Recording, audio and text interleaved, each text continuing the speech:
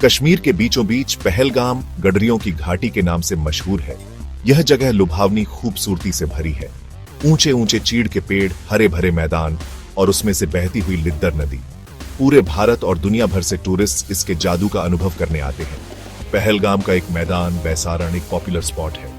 लोग pony rides का आनंद लेते हैं और नजारों में खो जाते हैं। 22 अप्रैल 2025 बैसारण में किसी भी दूसरे दिन की तरह शुरू हुआ।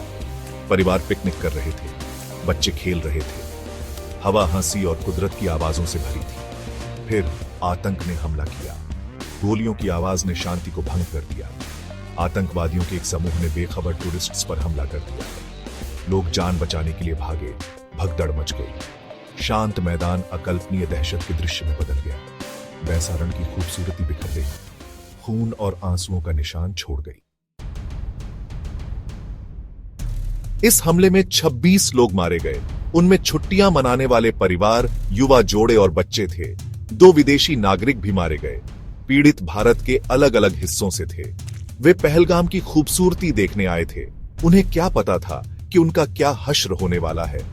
बैसारण की दूर दराज जगह होने के कारण बचाव कार्य मुश्किल हो गया। रास्ता गाड़ियों के लिए नहीं था, जिससे मेडिकल टीम्स के पहुंचने में देरी हुई। स्थानीय ग्रामीणों ने बहुत हिम्मत दिखाई। उन्होंने घायलों को अस्थायी स्ट्रेचर पर ले जाने में मदद की। हर मिनट समय के खिलाफ एक संघर्ष था। भारतीय सेना और सुरक्षा बल झट से पहुंच गए। उन्होंने आतंकवादियों से मुठभेड़ की, लेकिन तब तक बहुत देर हो चुकी थी। इस हमले ने देश की सामूहिक चेतना पर एक गहरा घाव छोड़ दिया। पीड़ितों की कहानियां और बचाव दल के लोगों की बहादुरी ऐसी बेबुनियाद हिंसा की मानवीय कीमत की याद दिलाती है।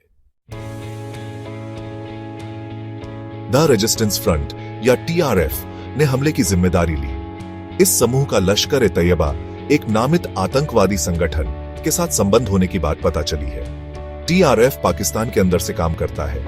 यह कश्मीर में शांति और स्थिरता को भंग करना चाहता है। समूह ने एक बयान जारी किया। उन्होंने दावा किया कि यह हमला बदला लेने के लिए किया गया था। उन्होंने कश्मीर में गैर स्थानीय लोगों को डोमिसाइल सर्टिफिकेट्स जारी करने का हवाला दिया।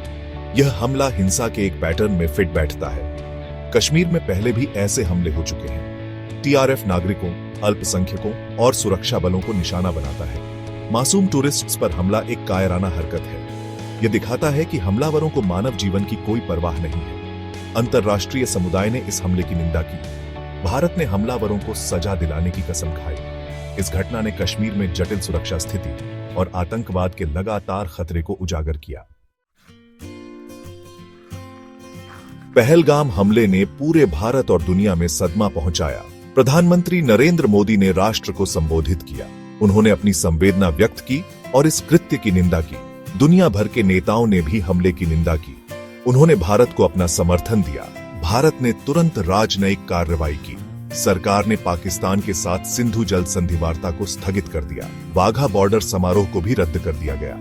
पूरे देश में सुरक्षा बढ़ा दी गई। इस हमले ने आतंकवाद से निपटने में वैश्विक सहयोग की आवश्यकता की याद दिला दी। उन परिवारों का दर्द जिनके अपनों को इस हमले में खो दिया अथाह है। उनके दुख और उनके नुकसान की कहानियां दिल दहला देने वाली है। दिल्ली का एक युवा जोड़ा अपने हनीमून के लिए कश्मीर गया था। गुजरात का एक परिवार अपने बच्चे का जन्मदिन मना रहा था।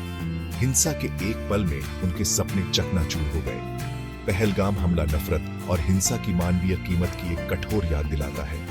यह शांति और एकता का आह्वान है।